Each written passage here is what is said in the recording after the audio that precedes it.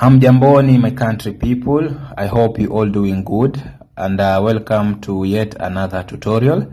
Na leo ningependa tuzungumzie kiungo sana muhimu mojepo ya kompyuta, na tunazungumzia keyboard leo hii, right? Tunazungumzia keyboard leo hii, ama ukipenda kwa Swahili sanifu, right? Tunaita kinyambuzi, ama wale wenzangu wa kutohoa unaweza ita pia keyboard. I hope tumeelewana hapo sasa, fresh kabisa. So without further ado, let's jump into it, right? Let's jump into it. So I've already turned on my computer, as you can see. I'm on my home screen. And ili tuzungumzie hii keyboard, basi inabidi tunafungua application, right? Manake keyboard ni tool ambayo tunatumia ku key in information. Not information basically, but data. I want us to get the difference. Ipo tofauti kati ya data na information. Information is the feedback you receive, the result obtained. Generally we call it information of whatever kind, right? Could be sound, could be text, could be whatever. But whatever you key in your computer, it doesn't matter for the first time, as long as you repeat it, but it's not to how you wish it to be. That's why you're using the computer, so that you can use the tools computer comes with to produce the result that you need. We call it data. So basically we use keyboard, not only keyboard, we've got so many components that you can use to key in data or to key in activity into the computer, right?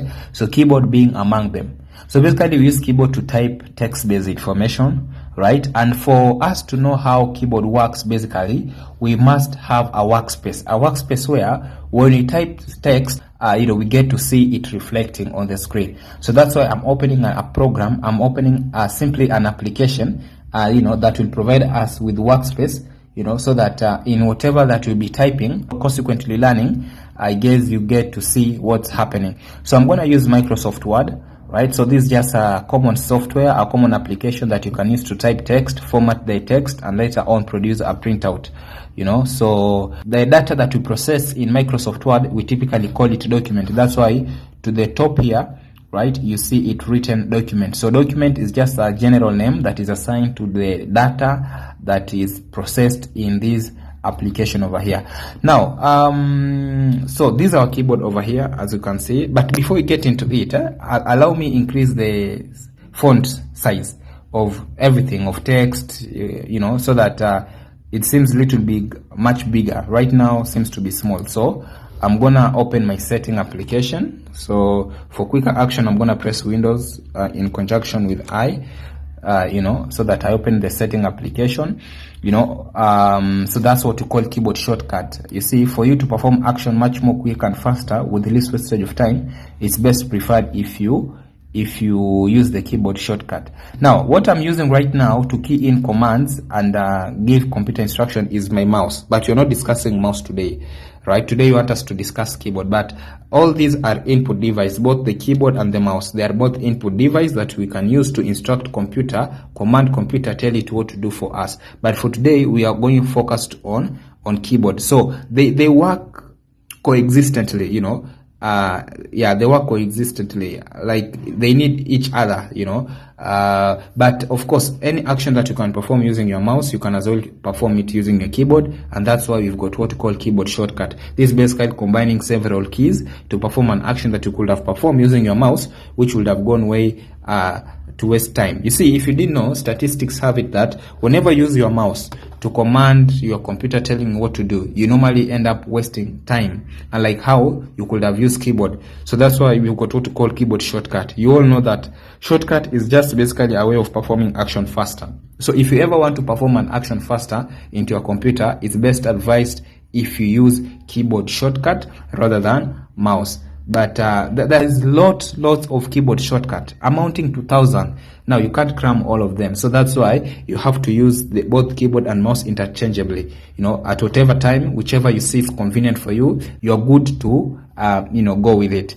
Now basically what I wanna do is that I wanna increase the font size, because the size of the text is so small, and I think I'm gonna have a challenge because I'm holding this phone with my hand, to record directly what you see here. I don't have a stand with me nearby, so that's why I'll have to come and increase my size of the text. So basically I've opened the setting application, so any program that you open, any information that you open in your computer, to the topmost part of it, you'll always see the name of the program or item that you've opened and currently viewing. So setting is the application. So I'm gonna come on display, and I'm gonna come on change the size of the text, apps, and that. So I'm gonna go with the maximum, which is 175, so that I can there it is. So the size at least is a little bit visible, unlike how it was. Now so let's get into it. So allow me open the program that I said that you're going to use to help us understand the keyboard better, because we use keyboard for typing text, and in whatever text that we're going to type, basically we have to see it reflecting on the screen. So we must have a program opened whereby when you type the text, we can basically see the reflection or what's happening. So allow me open that. Now as it is opening, cool. So let me launch a blank workspace, for us to work out with there. So I guess you can all see that. Now allow me just change these into dark mode, quick fast. Allow me change these into dark mode, quick fast, option. So office theme, let's see, office theme. Let me say, let's have dark gray there, because with the light that's reflecting, I think that's cool there. The reason I had to change it to dark mode is simply because the flashlight of the phone that I'm using to record, was reflecting on the screen, so you could barely see. So I've just basically changed the application program window into dark mode. It was initially, I don't know, to whatever you saw it. So you just come on the file tab over here, then you come to option, right? And then I think under office theme, because this is a Microsoft Office program, you get to change it over there. But this varies depending with the version of the Office you are using, the year of manufacturization. I'm using Microsoft Office of year 2016, right? And to check on that, you're gonna open an application by the name Control Panel. So you open your Start menu, you type Control Panel, and having typed that, I think, and let's come and change here under view by, let's have category, and you come to programs. So when you come to programs, and you come to programs and future, you click there, you'll basically get to see all the programs and applications that are installed in your computer. Now for you to know the version of Microsoft Office that you're using, the year of manufacturization, so I guess we'll have to scroll a little bit. So there it is. I'm using Microsoft Office Professional year 2016. So that's the year in which this Microsoft Office application that is installed in this computer is manufactured. Now, so we have our workspace. Basically, this is our keyboard. So in whatever text, I've said that we use keyboard to enter information, just basically through typing text-based information. So typing is basically writing in your computer, just like how you can have a pen and a paper. So we use the pen to write on the paper. So the blank page document, that is provided for us using Word application is our paper, and our pen is going to be the keyboard. Now, before we get down into the real business, allow me also to discuss these few important info. Right? So I bet if you knew that we got different types of keyboard, indeed we do have. You see, keyboard can be categorized based on so many factors. Amongst them include layout, right? Connectivity, right? Purpose, that is the use, and also technology, I'm just gonna mention, each and every one of them shallowly, though not in depth. I think that should be a takeaway assignment on your side. So if you are to categorize a keyboard based on their layout, now layout, this is just basically in terms of the arrangement of keys, and I'm talking about alphabetical keys here. Now take a look on the first 6 letters of my keyboard that I got over here. What does it read? It reads QWERTY, right? So QWERTY. So this is a QWERTY keyboard. So whenever categorizing or grouping keyboard in terms of layout, so the first group we come up with is the QWERTY type of keyboard. So this is basically the arrangement of the first 6 letters, how they read, QWERTY. Apart from QWERTY, now QWERTY is mostly used worldwide, and this comes from the keyboard that are manufactured mostly from US and UK. Then apart from QWERTY, we've got Quartz, right? Quartz. Now quartz, that is, basically the Y is replaced with Z. That's the last letter, Remember, our focus here is on the first 6 letters. So, leave alone QWERTY. So, we said QWERTY are manufactured in the US and UK. So, keyboard that comes from those side, you find most of them are of QWERTY layout. That means the first 6 letters reads QWERTY, and they're the most widely used type of keyboard, globally. Apart from QWERTY, we've got Quartz. So Quartz, these were now the last letter Y is replaced with Z. So Quartz majorly are used in Germany and central of Europe, and another layout we got is AZERTY. So A replaces Q and W, and Z rather replaces W. So we've got, instead of QWERTY, we've got AZERTY. AZERTY majorly, are used in France. Yeah, apart from France, also are commonly used in Belgium as well. Then we've got Drovac, and many more other. But the 3 most popular types of keyboard in terms of factor layout, we've got QWERTY, then we've got AZERTY, then we've got Quartz. Now, another factor to which you can categorize computer with is based on their connectivity. So this now where we have got the wired keyboard, like this, mine is a wired keyboard. You can see the USB cable, so you use the USB cable to connect the keyboard into your computer, then we've got the wireless keyboard, right? The wireless keyboard. This is now where you can use the feature for Bluetooth or radio frequency, to connect your keyboard to your computer. So apart from that, another factor could be purpose, purpose, that is how the usage, yeah? So we've got gaming keyboard, we've got multimedia keyboard. Now this keyboard that comes with extra keys, such as the volume, the internet, and all that. Then we've got technology, right? Technology. So that's also another factor on which keyboard can be categorized in, So we've got mechanical, we've got capacitive, keyboard, and many more others. So I think for you to know all these, should that be a takeaway assignment? Probably so, right? Probably so. Now another important info that it's important if we know right now and here, before we dive deep into the discussion of function of each and every key, is whenever you're purchasing something or anything that you see around us, automatically must have been made by somebody, somewhere, sometime, someday. So basically, we've got what we call keyboard properties. Yeah, see, these are just basically information that is embedded or quoted on the product that you're using. So, just in case if you wish to know who made it, where it comes from, if in case it has got an expiry date, and all that kind of stuff. So you can see my keyboard is manufactured with Dell, the brand, which is a company, and also another keyboard property, a standard keyboard, I think should come with a standard keyboard like this. This has got a total of 1 of 4 keys. Now this will depend with the type of keyboard we are using. I've said we've got several types of keyboard and can be categorized based on so many factors: layout, in terms of technology, in terms of purpose, in terms of connectivity. So this will bring about the difference, in terms of the number of keyboard on your the number of keys on your keyboard. So without further ado, let's jump into the real work.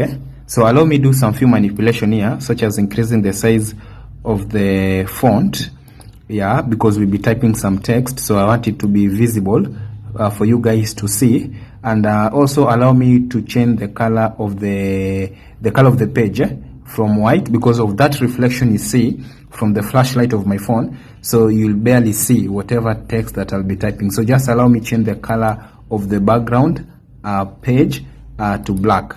I guess that will do. Now we've got lots of keys on the keyboard.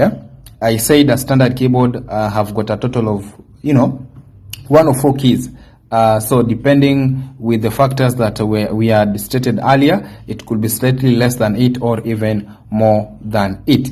Now we are going to begin discussing the alphabetical group of keys. So the alphabetical group of keys, as the name pronounces itself, so these are basically keys that are labeled alphabetical letters from A to Z. So when you type A, you basically see A reflecting. So hence that's what you write. Hence that's what you type. When you type B, that's what you type B. Now, whenever you type a text, right, on your document workspace like that, and you wish to get rid of it, so we've got two set of keys on the keyboard that can help you to get rid of a text: backspace or delete, right?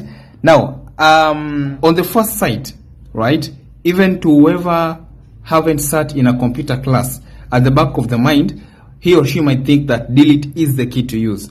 But actually, let's press delete and to see whether it's really getting rid of the text. Does it? It doesn't. So that means it's backspace, because I've said there are only two set of keys on your keyboard that will help you to get rid of a text that you've typed, right? That is either delete or backspace. So when you press the delete key, you can barely see nothing happening, So that means it's high time to use backspace. And when you use backspace and backspace does not get rid of the text, know that it will be high time to use delete. So that's how you use them interchangeably. But really, what's that thin line of difference between them? Now, so we're pressing delete but doesn't get rid of the text. Now, when we press backspace, it does get rid of the text. So what's the difference between the backspace and delete key? Now, normally when we type from left hand side going to the right hand side, isn't it? Just like when you have a piece of paper or a book and a pen. So we normally type from left hand side of the book heading to the right hand side of the page, isn't it? Yeah, and that's what here in computer we call alignment, and we can find it somewhere over here, right? So we're gonna come discuss these tools. You see this is what we call alignment. So this basically what determines whatever text that you're going to type, the position where it's going to begin. Now you see the continuous blinking vertical line, we call that the insertion point, or others call it the mouse cursor. Now people tend to confuse cursor and pointer, right? So pointer is the arrow. You see the arrow symbol that moves whenever I move my mouse. So whenever I move my mouse, right, you'll see a moving symbol on your screen that is, defaultly represented by an arrow icon symbol. So that's what we call the mouse pointer. So people tend to confuse this with the mouse cursor. Others call it mouse cursor, while others tend to call it mouse pointer. But it's called pointer, right, since it's a moving symbol that moves whenever we move our mouse. So cursor is the continuous blinking vertical line in a document workspace, right? Alternatively it's called the insertion point, isn't it? So to the position where it is, you can manipulate that position by using what we call now the alignment. So left alignment, that means the insertion point will be aligned or positioned to the left hand side of the page. Hence, therefore, whenever you'll be writing or typing, you'll be moving from the left hand side heading to the right hand side. Now, just in case you wish to begin typing from the right hand side heading to the left hand side, that means you'll have to come and change the alignment to the right hand side there. So when you click there, the insertion point now is located or positioned to the right hand side of your page, so that whenever you type, now you'll be typing from the right hand side heading to the left hand side. And in case you wish to do what? To type from the center, right? So you ensure that your alignment is at the center. And now there is so much explanation to these commands you see here that we call alignment. But that's just one of the explanation on how the alignment get to work, isn't it? So defaultly we always write from left heading to right, and that's why the alignment is at the left, at the left hand side, right? Now, so we type, there it is. So you can see where insertion point is at. Now, whenever we type, the text will always be before the insertion point. You see the continuous blinking vertical line? We call that the insertion point, or you can call it the cursor. So whenever you type, the text will always be before, right, or to the left hand side of the cursor, right? So you will barely find you typing text and coming after. Now the only way you can have text after the cursor or after the insertion point is by coming and using what you call the arrow keys. Now we've got another set group of keys on your keyboard that we call them navigational group of keys. To navigate basically is to move around, so they help us moving around the document area. So the navigation group of keys have got this set of keys, the page up and the page down. So you can see we are at the top of our page. So whenever you press the page down, we are going to move to the bottom side of the page. and whenever you move to page up, we are coming to the top of the page, isn't it? Now we also have got the arrow keys. So these arrow keys are the ones that help us to move around, inside the text. So they are the ones that the keys that will help you at least to move the insertion point, so that you can bring about the scenario that we have got some text to the left hand side and some text to the right hand side. So this is now where the thin line of difference between backspace key and delete key kicks in. So backspace will get rid of the text that are on the left hand side of the cursor, while delete now will get rid of the text that are to the right hand side of the cursor. So that's how they get to work. But to just easy understanding, you want to get rid of a text, cool. Then the moment you type delete and does not get rid of the text, no, it's high time to use backspace. But of course the thin line of difference is that delete get rid of the text that are on the right hand side of the insertion point or of the cursor, while backspace now will get rid of the text that are on the left hand side. I hope we are together up to there. Now we are typing blah blah blah blah. Now you can see the letters that we've typed, or the text that we've typed, are in small letters. So in case you want to change it to capital letters, therefore we've got a key on your keyboard that will help you to interchange from capital to small letter back and forth, and that we call the caps lock key. So you press the caps lock once, right, and then boom, what do you get to see? That whenever you type now becomes in capital letters. Now you want to return back. Now capital letters is what here computerically we call it uppercase format, right? So in case you want to come and change it to small letters, right, you still come on the same caps lock key, press on it, and then you come back to small letters, right? Now we've got another set of keys that we call them special keys. So these special keys, the reason why they are called special is because they cannot be used alone. You can't use them alone. That you've got to combine them with other keys, for you to end up performing a meaningful task, right?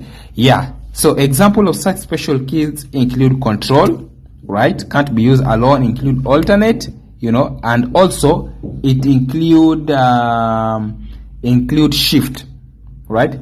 So those three sets of keys are, sub-classified under what? Are sub-classified under special group of keys. So that, in the sense that they cannot be used alone, you have to combine them with other keys. So a quick scenario example where we can use shift is now, again, in case you want to type in capital letters. Now, let's see. We're typing in small letters. So apart from using the caps lock, you can actually also use the shift key. Right? So you press and hold the shift key and type the letter key to which you like to come and, you get it? So it changes to capital letters. You get that? You press the shift key and then come and press the key letter, and then you'll end up typing the yes. So that's how you use the shift key. That's one example scenario on how you can use the shift key, since it can't be used alone. So you've got to combine it with other keys for you to perform a meaningful task. Control also can be used with so many other keys, to perform a meaningful task. Quick example is that when you press control with the escape key over there, open up what we call a start menu. So start menu, this is where now you gain access to application and programs that are installed in your computer, right? Yes, it's like an up button, so that when you tap on it, now you get to be displayed the application that are installed in your computer. Escape basically help us to escape, just how it pronounces itself, to escape out of the whatever activity that you've done.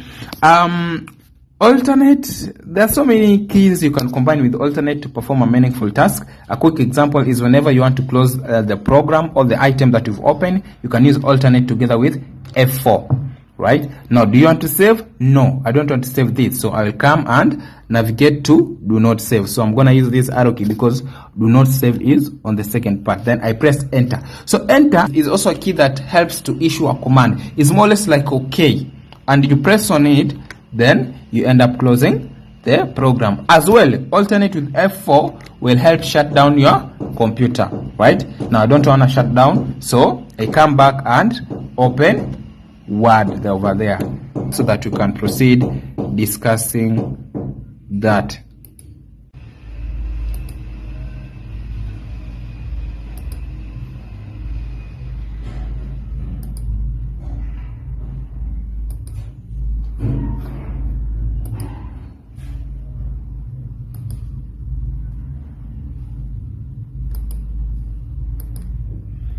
So apart from enter, of course, issuing a command like OK, another function for enter is like when we type a text like this, and you'll wish, that's the end, and you'll wish to type the next text to the next line space down below. So we can also use enter. So we use enter as well to create a new line space so that you can end up typing the next sentence on the line space down below. So that's also another function for enter. I don't know if I'm gonna have a chance to discuss all of these keys, but another key, very important key that I should never forget, the space bar. This one, it is the longest keypad on your keyboard. So basically we use the space bar to provide space, you know, between text and words, as you can see.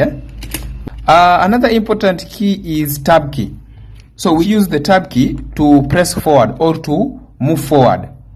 It's like creating space, but creating space in larger steps, right? Moving forward. And you all know that our forward here is towards the right hand side. So when you type a text like this and you like to you know, make some big step, because with spacebar it's gonna move, you know, it's gonna provide some little space.